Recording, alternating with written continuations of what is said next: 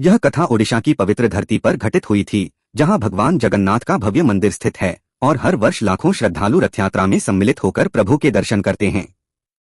ऋषि राम गोविंद का जन्म उड़ीसा के एक छोटे से गांव ब्रह्मगिरी में एक साधारण ब्राह्मण परिवार में हुआ था। बचपन से ही वह अत्यंत शांत, विनम्र और धार्मिक प्रवृत्ति के थे। जब अन्य बालक खेलकूद में व्यस्त रहते, तब राम गोविंद एकांत में बैठकर जय जगन्नाथ का जाप किया करते थे। उनके पिता श्री अच्युतानंद शर्मा जगन्नाथ मंदिर में पुजारी थे और हर दिन भगवान की सेवा में लगे रहते। उन्हीं से राम गोविंद को भक्ति की प्रेरणा मिली। एक दिन एक वृद्ध साधु गांव में आए। उन्होंने राम गोविंद को देखकर कहा, यह बालक कोई साधारण आत्मा नहीं है, इसके हृदय में स्वयं प्रभु का वास है। यह वाक्य सुनकर गांव वाले चकित रह गए। उस दिन से राम गोविंद को एक ईश्वरीय दृष्टि से देखा जाने लगा।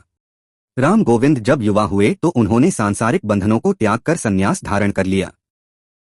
उन्होंने जगन्नाथपुरी के बाहर समुद्र के किनारे एक छोटी सी कुटिया बनाई और वहीं रहकर भगवत भक्ति में लीन हो गए। उन्होंने प्रतिज्ञा की थी कि जब तक भगवान जगन्नाथ मुझे साक्षात दर्शन नहीं देंगे, मैं अन्न और जल का त्याग करूंगा।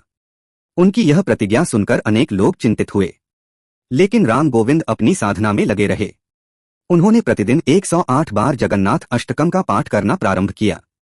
वह रात दिन प्रभु का ध्यान करते और उनकी आंखों से अश्रुधारा बहती रहती। एक दिन प्रभु ने उनकी भक्ति की परीक्षा लेने का निश्चय किया। एक वृद्ध ब्राह्मण के रूप में भगवान स्वयं राम गोविंद की कुटिया में पहुंचे। उन्होंने कहा, बेटा, मैं भूखा हूं, कुछ खाने को मिलेगा?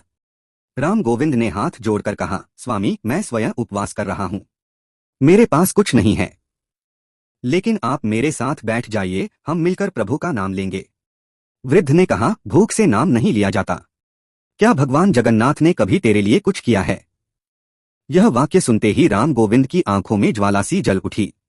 उन्होंने कहा, भगवान जगन्नाथ साक्षात नारायण हैं, वह मुझे साक्षात दर्शन देंगे, मेरा विश्वास अटल है। यह सुनकर वृद्ध मुस्कुराए और अंतर्धान हो गए। उसी क्षण राम गोविंद को समझ में आ गया, यह स्वयं प्रभु ही थे। रात का समय था। राम गोविंद साधना में लीन थे।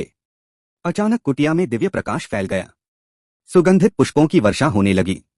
उन्होंने नेत्र खोले तो देखा, सामने भगवान जगन्नाथ, बलभद्र और सुभद्रा तीनों साक्षात खड़े हैं। प्रभु ने कहा, वत्स, तेरी भक्ति से मैं अत्यंत प्रसन्न हूं। तुझे वरदान देता हूं कि तू जहां जहां जाएगा, मैं तेरे साथ रहूंगा। यह कहकर भगवान अंतर्धान हो गए, लेकिन राम गोविंद की आंखों से आंसू बहते रहे। उन्होंने महसूस किया कि प्रभु ने उन्हें अपना बना लिया है। दूसरे दिन वह सीधे जगन्नाथ मंदिर पहुंचे और पुजारियों से आग्रह किया कि उन्हें भी सेवा का अवसर मिले।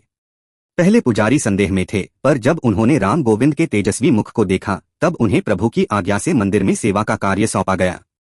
राम गोविंद ने कोई साधारण सेवा नहीं की।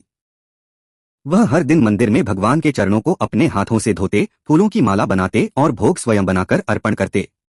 उनके बनाए भोग से मंदिर की महिमा और अधिक बढ़ने लगी। पुरी के राजा को एक दिन यह ज्ञात हुआ कि एक सन्यासी भोग बना रहा है और भक्तों के बीच उसकी ख्याति बढ़ रही है। उन्हें ईर्ष्या हुई। उन्होंने राम गोविंद को बुलवाया और कहा, तू कोई विशेष नहीं है, भगवान सबके हैं, तू कौन होता है भोग चढ़ाने वाला? राम गोविंद ने विनम्रता से कहा, राजन, मैं तो सेवक हूं, अगर आपको मेरी सेवा में त्रुटि लगे तो मैं पीछे हट जाता हूं। राजा ने क्रोध में आकर कहा, कल से मंदिर का भोग मैं स्वयं बनवाऊंगा, तेरे लिए कोई स्थान नहीं। राम गोविंद ने चुपचाप मंदिर छोड़ दिया और समुद्र के किनारे जाकर बैठ गए। अगले दिन जब राजा के आदेश से नया भोग बना और भगवान को अर्पित किया गया, तब मंदिर में विचित्र घटना घटित हुई। भगवान की मूर्ति से भोग गिर गया, दीपक स्वयं बुझ गए और घंटा अपने आप बजने लगा, जैसे भगवान नाराज हों। राजा भयभीत हो गए। उसी रात भगवान ने राजा को स्वप्न दिया और कहा, तूने मेरे प्रिय भक्त का अपमान किया है। जब तक तू राम गोविंद से क्षमा नहीं मांगेगा, मैं तेरे किसी भी भोग को स्वीकार नहीं करूंगा। सुबह होते ही राजा, पुजारियों और सभी दरबारियों को लेकर समुद्र किनारे पहुंचे। उन्होंने राम गोविंद से क्षमा मांगी और विनती की कि वह पुनः सेवा ग्रहण करें। राम गोविंद ने सेवा पुनः स्वीकार की और जीवन के अंतिम वर्षों तक भगवान की सेवा करते रहे।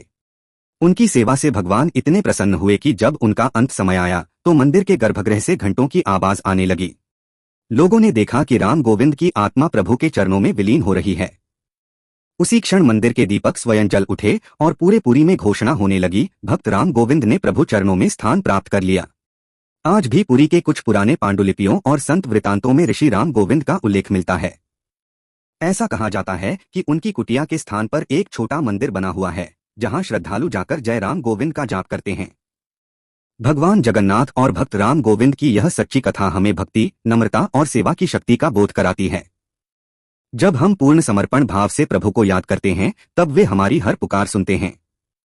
जय जगन्नाथ, जय राम गोविंद।